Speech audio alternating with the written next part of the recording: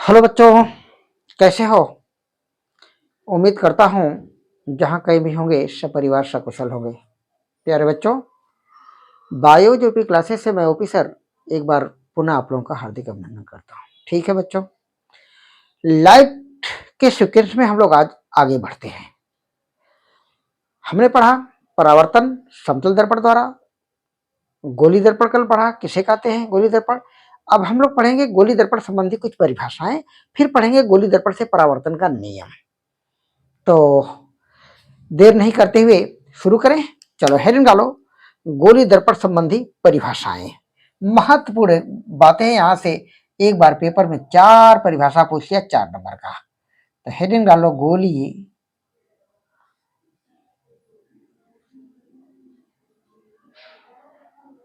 दर्पण संबंधी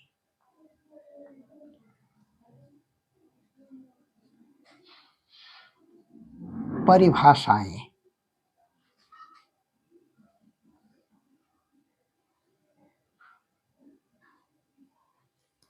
अब देखते हैं हम लोग,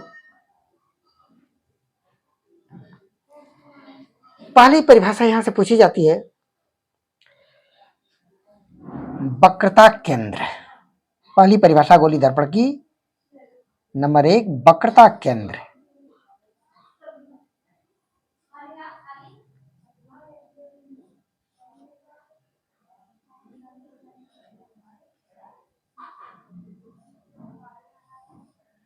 केंद्र बच्चों, गोली दर्पण कांच के खोखले गोले से काट के बनाया जाता है। काट लिया, पॉलिश कर दिया, गोली दर्पण बन गया। लेकिन बात यह है कि गोला कांच का है तो इसमें केंद्र होगा, बिना केंद्र का कोई गोला तो होगा नहीं। चाहे गोला छोटा हो चाहे बड़ा हो, केंद्र जरूर होगा। तो परिभाषा देते हैं, गोली दर्पण को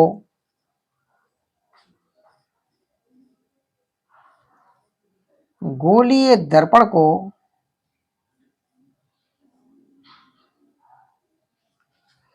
जिस खोखले गोले का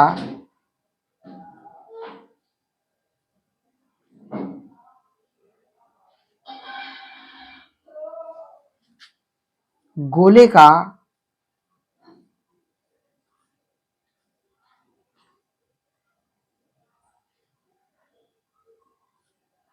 कटा हुआ भाग माना जा सकता है, कटा हुआ भाग माना जा सकता है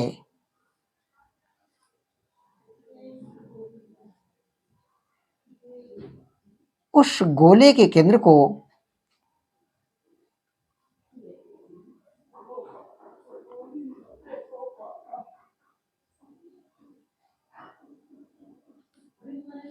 उस गोले के केंद्र को वक्रता केंद्र कहते हैं।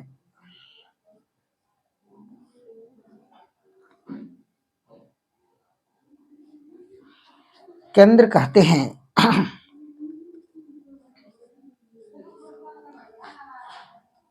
इसे सी से प्रदर्शित करते हैं, सी से प्रदर्शित करते हैं।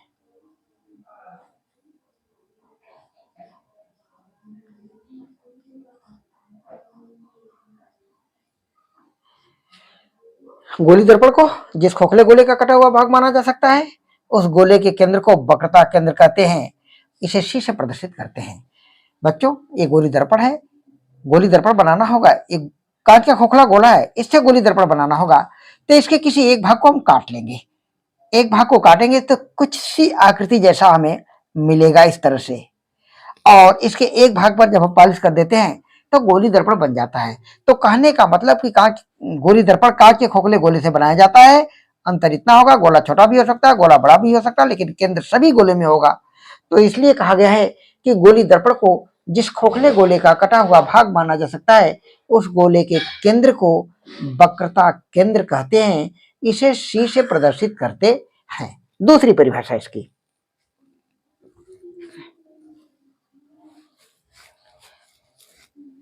दूसरी परिभाषा वक्रता त्रिज्या।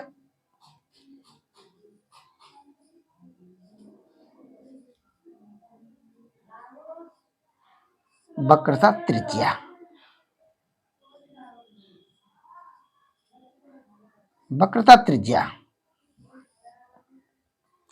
बच्चों, जब गोला है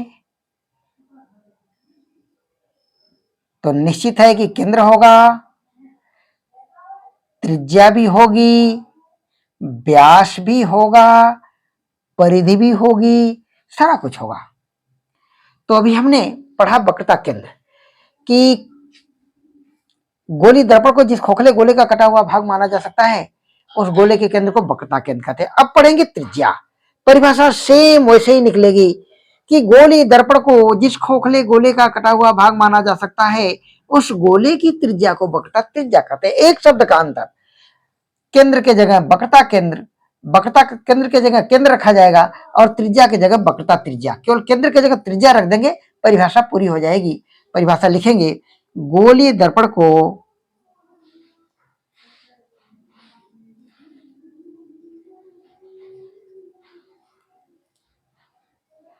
जिस खोखले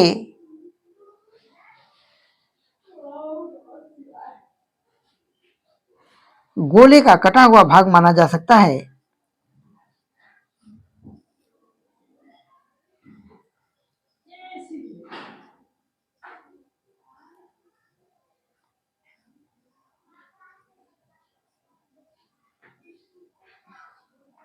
माना जा सकता है उस गोले की, अब यहां तक सेम है। यहां पर दोनों परिभाषाओं में गोली दर्पण को जिस खोखले गोले का कटा हुआ भाग माना जा सकता है, यहां तक तो बिल्कुल सेम है, माना जा सकता है। अब परिभाषा के निचले अगले लाइन में थोड़ा सा परिवर्तन होगा। अगर केंद्र लिखना है तो उस गोले के केंद्र को वक्रता केंद्र कहते हैं, और त्रिज्या लिखना है तो उस गोले की त्रिज्या को वक्रता त्रिज्या कहते हैं। उस गोले की त्रिज्या को वक्रता त्रिज्या कहते हैं।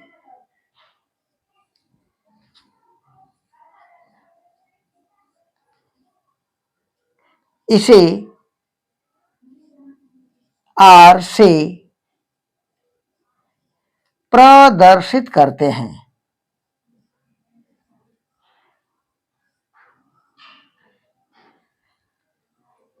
यहां कैपिटल R लिख सकते हो, स्मॉल भी लिख सकते हो। इस तरह से ये वक्रता त्रिज्या की परिभाषा हुई।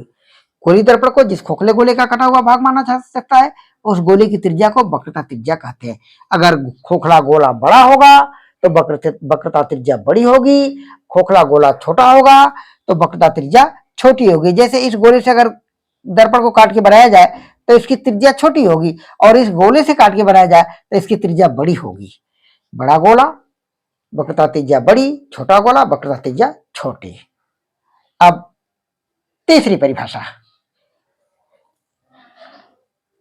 मुख्य अक्ष। तीसरी परिभाषा इसकी मुख्य अक्ष।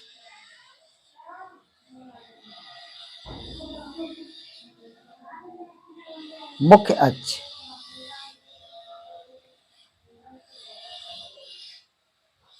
इससे पहले एक चीज और बता दूं आपको, मुख्य से पहले लिखो प्रकाश ध्रुव, गोली दर्पण का ध्रुव। पहले ध्रुव की परिभाषा पढ़ते हैं, इसके बाद तो मुख्य पढ़ते हैं। ध्रुव,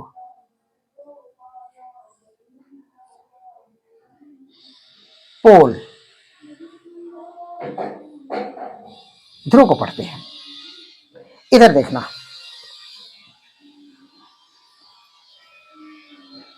यह एक गोली दर्पण है। गोली दर्पण में कौन सा दर्पण है? अवतल दर्पण है, क्योंकि इसका परावर्तक पृष्ठ धंसा हुआ है। तो गोली दर्पण चाहे अवतल हो चाहे उत्तल, दोनों में ही आपको ध्रुव पाया जाता है। और ध्रुव होता क्या है? गोली दर्पण के परावर्तक तल का मध्य बिंदु, ये पॉइंट, परावर्तक तल जिससे प्रकाश का परावर्तन होता है उस पृष्ठ को परावर्तक तल कहते हैं। तो गोलीय दर्पण के परावर्तक तल का मध्य बिंदु, ये बिंदु ध्रुव कहलाता है, इसे P से प्रदर्शित करते हैं। तो लिखेंगे गोलीय दर्पण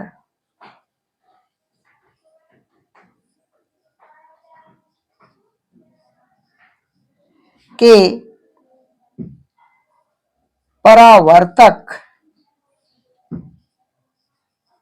पृष्ठ का मध्य बिंदु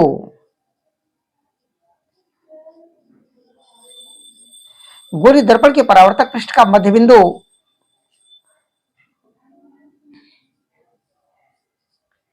दर्पण का ध्रुव कहलाता है।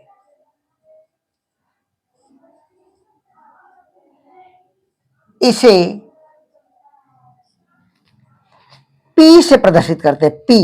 P फॉर पोल, P से प्रदर्शित करते हैं।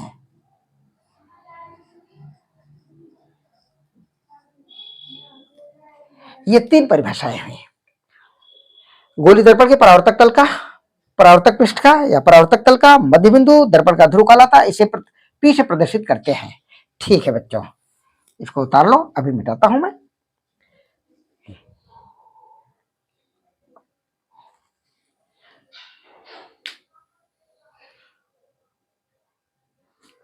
ठीक है, अगली हेडिंग, चौथी हेडिंग।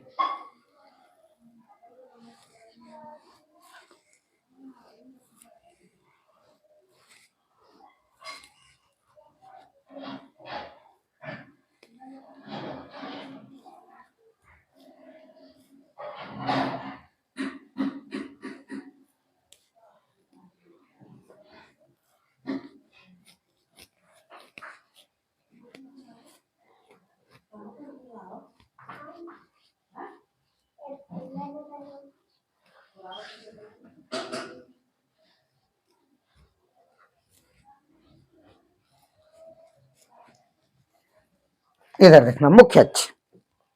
अगली हेडिंग मुख्य अक्ष।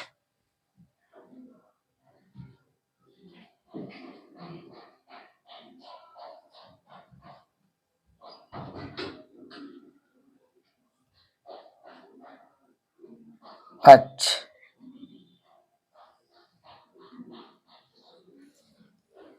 गोलीय दर्पण के परिभाषा लिखो। गोलीय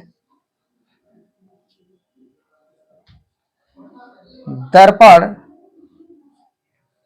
के ध्रुव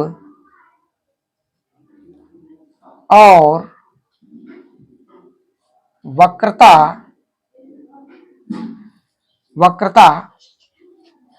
केंद्र को मिलाने वाली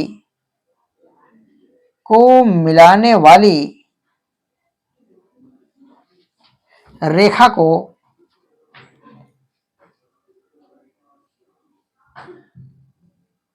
मुख्य अक्ष कहते हैं। मुख्य अक्ष कहते हैं।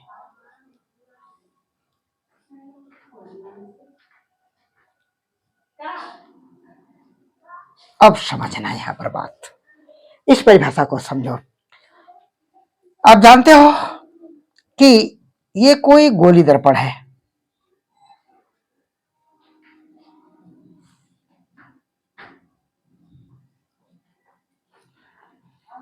तो गोलीय दर्पण है तो कांच के खोखले गोले से कट के बना है।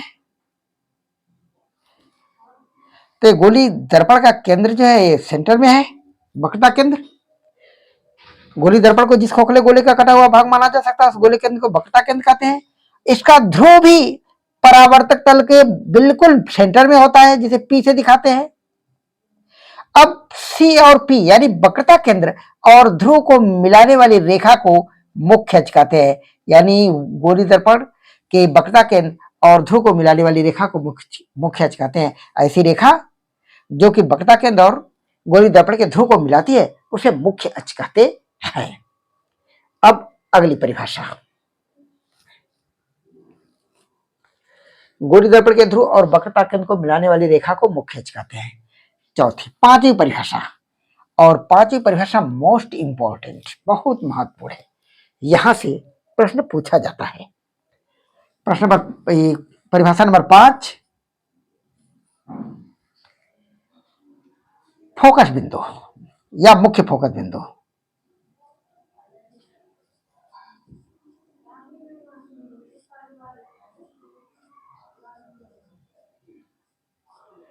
या मुख्य फोकस बिंदु।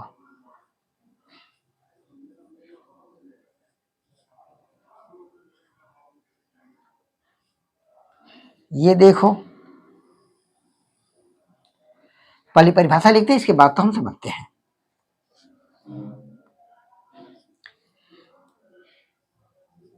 मुख्य अक्ष के समांतर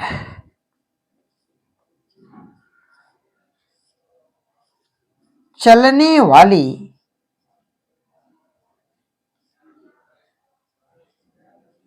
प्रकाश किरणें दर्पण से परावर्तन के पश्चात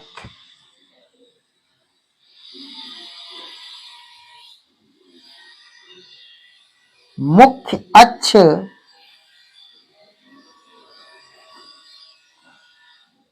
के जिस बिंदु पर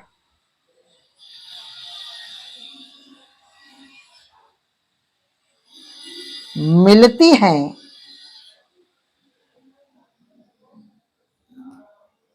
कोष्ठक में अवतल दर्पण,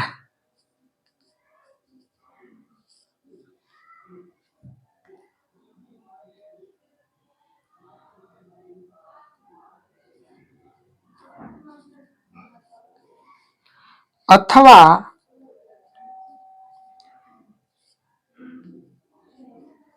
मिलती हुई प्रतीत होती हैं कोष्ठक में उत्तल दर्पण।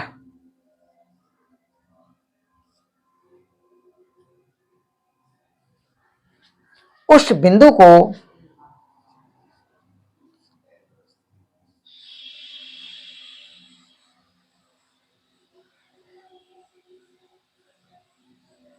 मुख्य फोकस बिंदु कहते हैं।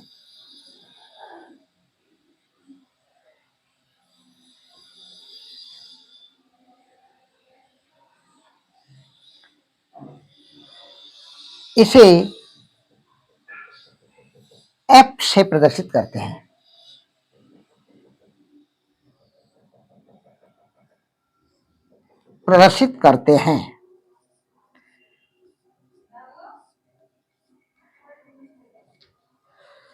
तो बच्चों, फोकस बिंदु या मुख्य फोकस बिंदु, मुख्य अक्ष के समांतर चलने वाली प्रकाश किरणें गोलीय दर्पण से परावर्तन के पश्चात मुख्य अक्ष के जिस बिंदु पर मिलती है कोष्ठक में अवतल दर्पण, अथवा मिलती हुई प्रतीत होती है कोष्ठक में उत्तल दर्पण, उस बिंदु को मुख्य फोकस बिंदु कहते हैं। इसे एफ से प्रदर्शित करते हैं। परिभाषा तो कुछ ये हुई। अब इसका जो है चित्र के माध्यम से समझते हैं। इस टॉपिक को कैसे हम लोग समझेंगे, इधर देखना। यहां पर दो शब्द आपको थोड़ा सा परेशान करेगा कि एक जगह मिलती है, एक जगह मिलती हुई प्रतीत होती है। ये दोनों का मतलब, दोनों शब्दों का मतलब कुछ ही देर में आगे आपके समझ में आ जाएगा कि कब। दरअसल क्या होता है कि अवतल दर्पण पर वास्तविक प्रतिबिंब बनता है, ये प्रकाश, इसे अभिसारी दर्पण कहते हैं, तो इसमें प्रकाश किरणें मिलती हैं। और उत्तल दर्पण, जिसे अपसारी दर्पण कहते हैं, प्रकाश किरणों को फैला देता है, इसलिए मिलती नहीं है। वहां पर हम डॉट डॉट करके मिलाते हैं तो उसे कहते हैं मिलती हुई प्रतीत होती है। इसका आगे एक पॉइंट क्लियर हो जाएगा। अब देखते हैं हम ये परिभाषा क्या कह रहा है, कैसे हम चित्र के माध्यम से समझते हैं। देखो, एक अवतल दर्पण बनाते हैं।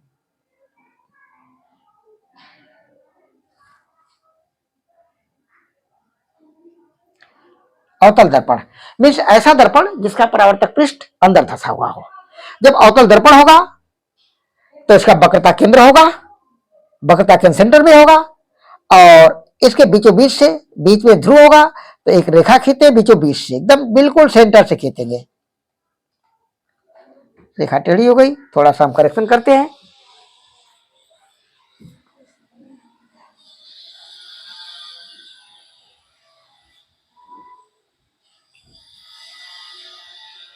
ये रेखा खींच दिया हमने बीचों बीच से। ये रेखा वो रेखा जिसे मुख्य कहते हैं, क्यों? क्योंकि इसके परावर्तक तल का मध्य बिंदु जो एकदम बिल्कुल सेंटर पॉइंट पी ध्रुव कहलाता है, पी लिख दिया, और यही केंद्र होता है मध्य में ही, क्योंकि किसी गोले का केंद्र उसके मध्य में होता है। तो यहां पर हमने नाप दिया, यहां वक्रता केंद्र है, यहां मान लीजिए सी। अब सी और पी के ठीक बीच में एफ होता है फोकस बिंदु जिसे कहते हैं। थोड़ा सा बड़ा बनाएंगे इस, जिसे आपको क्लियर समझ में आ जाए। थोड़ा सा सी को हम और आगे बढ़ाते हैं, इनकी दूरी बढ़ा दूं सी का, जिसे एफ के लिए हमें एफ फोकस बिंदु। सारा कुछ मुख्य अक्ष पर ही होगा। जब अवतल दर्पण होगा तो वक्रता केंद्र भी होगा, फोकस बिंदु भी होगा, और ध्रुव भी होता, परावर्तक पृष्ठ भी होगा, ये सब कुछ होगा। तो एक चित्र बनाने में सभी परिभाषाएं आ जाती हैं और सभी पॉइंटों का ज्ञान होना चाहिए, बोध होना चाहिए, तभी ये चित्र बन पाएगा। आपने लिखा ये मुख्य अक्ष है, आपने कहा कि मुख्य अक्ष के समांतर चलने वाली प्रकाश किरणें, ये मुख्य अक्ष के समांतर किरण चल रही है, इस तरह से दर्पण पर पड़ी, दर्पण से परावर्तित होगी, परावर्तन के बाद मुख्य फोकस बिंदु से होकर जाएगी और कोई रास्ता नहीं है। दूसरी किरण एक ऊपर से लिया एक नीचे से लिया, मुख्य के समांतर ये भी चल रही है, ए भी पर दर्पण पर पड़ेगी, परावर्तित होगी, परावर्तित होने के बाद ये भी आपको मुख्य फोकस बिंदु से होकर गुजरेगी। चली, तीर का डायरेक्शन आगे की ओर बता रहा है, फिर यहां से मुड़ी आगे की ओर निकल रही है, दोनों आके फोकस बिंदु पर मिल रही है। तो यहां तो रियली मिल रही है, इधर से ये गई इधर से गई, परावर्तन हुआ और फोकस बिंदु पर मिली। इसी पॉइंट को लिखा गया है कि मुख्य अक्ष के समांतर चलने वाली प्रकाश किरणें चाहे एक हो, चाहे दो हो, चाहे 10, 20, 25, 50 कितने भी हो, लेकिन शर्त है कि मुख्य अक्ष के समांतर ही चलनी चाहिए। ये बीच वाली रेखा मुख्य अक्ष है, क्योंकि मुख्य अक्ष की परिभाषा होती है कि दर्पण के ध्रुव और वक्रता केंद्र को मिलाने वाली रेखा को मुख्य अक्ष कहते हैं। तो बीच वाली रेखा तो मुख्य अक्ष हो गई, और यहां पर परिभाषा हम लिख रहे हैं कि मुख्य अक्ष के समांतर चलने वाली प्रकाश किरणें गोली दर्पण से परावर्तन के पश्चात मुख्य अक्ष के जिस बिंदु पर मिलती हैं, कोष्टक में अवतल दर्पण, अथवा मिलती हुई प्रतीत होती हैं, कोष्टक में उत्तल दर्पण, उस बिंदु को मुख्य फोकस बिंदु कहते हैं, इसे एफ से प्रदर्शित करते हैं। तो ये बिंदु ही मुख्य फोकस बिंदु हुआ। अवतल दर्पण में देख लेते हैं हम इसको, उत्तल दर्पण का चित्र देखो, यहां भी देख लेते हैं हम एक चित्र के माध्यम से।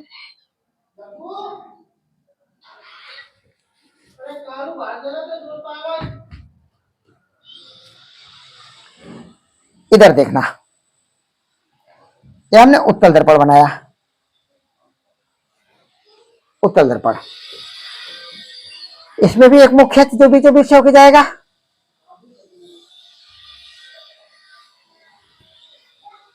गलत हो गया थोड़ा सा चित्र, बीचों बीच से होके नहीं निकला, थोड़ा सा टेढ़ा हो गया। इसको देखते हैं इस तरह से। एक पॉइंट और याद कर लो कि दर्पण हमेशा सीधा होना चाहिए, क्योंकि आपने पढ़ा कि दर्पण जरा सा भी झुका तो प्रतिबिंब को दुगना मोड़ देगा। जैसे एक दर्पण है, ऐसे अगर बनाए आप लोग तो ध्यान देना कि इसके दोनों पॉइंट ऊपर वाला नीचे वाला एक सीध में होना चाहिए, एक सीधी लाइन में होना चाहिए, अन्यथा दर्पण टेढ़ा हो गया, और दर्पण टेढ़ा में इतना अंतर आ गया तो दर्पण टेढ़ा हुआ, प्रतिबिंब टेढ़ा बनेगा, प्रतिबिंब कहीं और बनेगा, जहां बनना होगा वहां नहीं बन पाएगा। क्योंकि इसकी प्रॉपर्टी है कि दर्पण को यदि थीटा डिग्री पर मोड़ा जाए तो प्रतिबिंब 2 थीटा पर मुड़ जाता है। आपको शुरू में इस बात को मैंने बताया है, तो इसलिए दर्पण टेढ़ा नहीं होना चाहिए। ये दर्पण हुआ, आप लोग प्रकार की सहायता से बनाओगे जैसा कि मैंने आपको सिखाया है। यहां पर P, यहां में भी P, यहां पर नाप करके दूरी F1, यहां पर C1, यहां पर F2 और C2। प्रकाश किरण हमेशा बाईं ओर से डाला जाता है दर्पण पर, ऐसा कार्तेशियन प्रॉपर्टी का नियम है। इसलिए इसका परावर्तक तल चाहे अवतल दर्पण हो चाहे उत्तल दर्पण है, हमेशा बाईं ओर ही होना चाहिए। तो इसमें चूंकि एक दो फोकस, एक F1 एक F2, C1 C2 दो दिखाते हैं, तो मुख्य की समांतर चली किरण,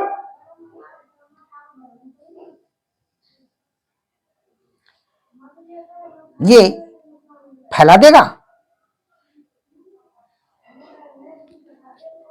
किरण को,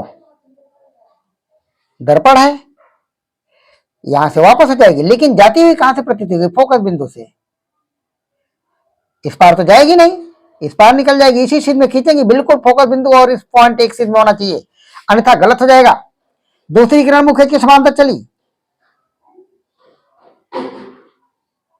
ये भी फोकस बिंदु पर मिलती हुई प्रतीत होगी, F2 पर जाके मिलेगी, ये ऐसे फूटा लगा के खींचना, अन्यथा गलती के प्रबल चांस हो जाएंगे।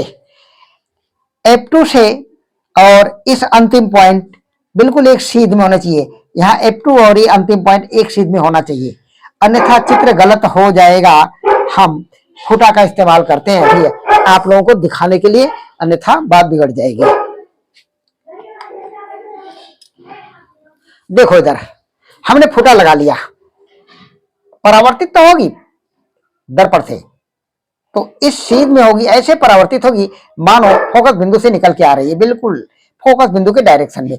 ये भी परावर्तित होगी, ये भी परावर्तित होगी, इसी डायरेक्शन में परावर्तित होगी, लगेगा कि फोकस बिंदु से निकल के आ रही है, इस तरह से।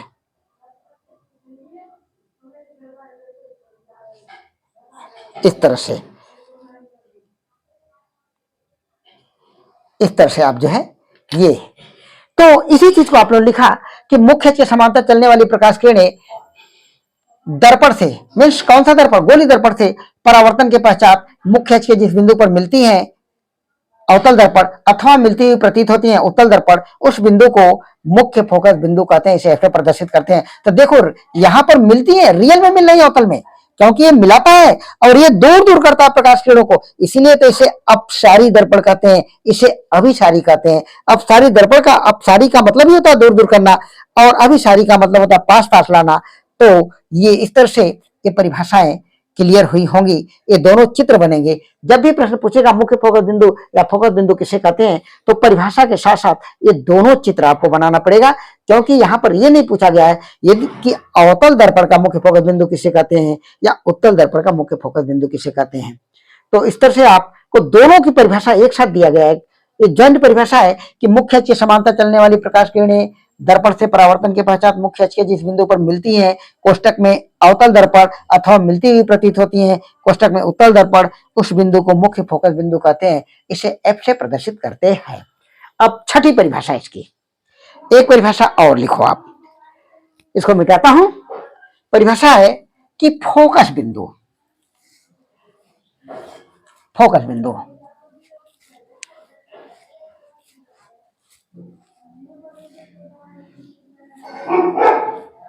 देखो इधर फोकस बिंदु किसे कहते हैं?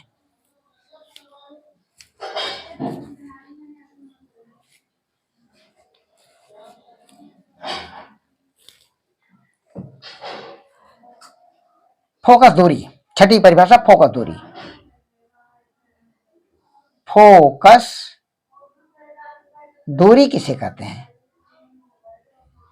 देखो इधर गौर से देखोगे, ये कोई दर्पण है, गोली दर्पण, अवतल दर्पण है, इसका ये मुख्य अक्ष है, यहां पर ये ध्रुव है, यहां पर मुख्य फोकस बिंदु F है,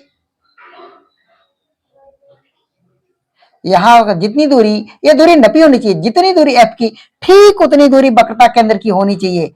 जरा सा भी दूरी में अंतर आया चित्र गलत हो जाएगा, ये हमारी बातें सब बिगड़ जाएंगी, सब उल्टा पुल्टा हो जाएगा। इसलिए दूरियां नपी होनी चाहिए, और कहां से नपेगी? ध्रुव से नपेगी, इसी बिंदु P से नाप करके जितनी दूरी, अगर ये 5 सेंटीमीटर है तो F और C के बीच की दूरी भी 5 सेंटीमीटर होना चाहिए। यदि ये 2 सेंटीमीटर है तो यह भी 2 सेंटीमीटर होना चाहिए, यदि ये 6 सेंटीमीटर है तो यह भी 6 सेंटीमीटर होना चाहिए।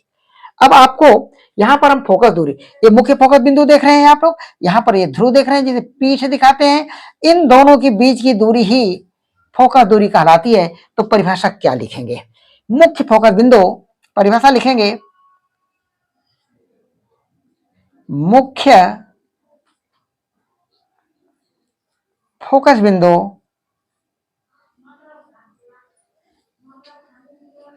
और ध्रुव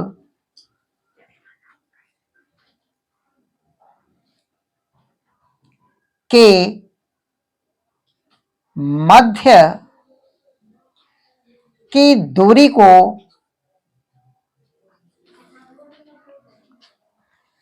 फोकस दूरी कहते हैं।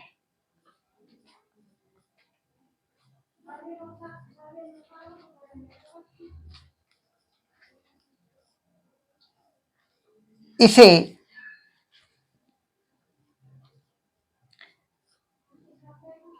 स्मॉल एफ से प्रदर्शित करते हैं।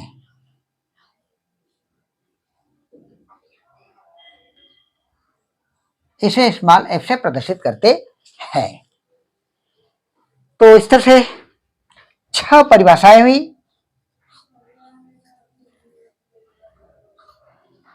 और उम्मीद करता हूं कि ये 6 परिभाषाएं समझ में आई होगी। आप लोगों को समझने का प्रयास करना, कमेंट्स करना। यदि नहीं समझ में आई है तो फिर से बताऊंगा और लाइक सब्सक्राइब जरूर करना। ठीक है बच्चों, मिलते हैं नेक्स्ट वीडियो में। तब तक के लिए धन्यवाद। ओके।